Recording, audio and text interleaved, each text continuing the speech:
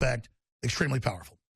It became clear that the best way to stay competitive and protect the business for long term is to move production from our facility in Indianapolis to Monterrey, Mexico. But we're not going to let them just take our companies out, fire everybody. These are people with Carrier for many, many years. We're not going to let it happen. He's going to bring all these jobs back. Well, how exactly are you going to do that? What are you going to do? I will be the greatest jobs president that God ever created. I tell you that.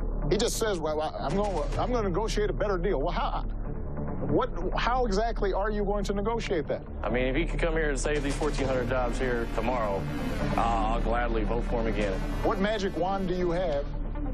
Late tonight, CNBC broke news. Trump is heading to Indianapolis this Thursday to announce a deal that would apparently save 1,000 jobs. Carrier confirming that report, tweeting out late tonight, we were pleased to have reached a deal with President-elect Trump and, this is key, VP-elect Pence to keep close to 1,000 jobs in Indy. More details soon. What magic wand do you have? And usually the answer is he doesn't have an answer. And more importantly, I heard Mike saying about what happened today in Indiana. We're going to do that all over the country. We're going to do it all over. Carrier, thank you, Carrier. As Ford just announced they're doubling down, they're going to build much more in Mexico. We can't allow it to happen anymore. We're not going to allow it to happen anymore. What magic wand do you have? President-elect Donald Trump taking credit for keeping a Ford auto plant here in the United States. He hit the motor company hard on the campaign trail, criticizing Ford for shipping jobs to Mexico. Now, Ford Chairman Bill Ford is extending an olive branch, calling Trump this week to let him know that the automaker is shelving a plan to move production of one of its vehicles from Kentucky to Mexico. It used to be the cars were made in Flint, right? And you couldn't drink the water in Mexico. Today, the cars are made in Mexico, and you can't drink the water in Flint, Michigan. You know that, right? What a difference.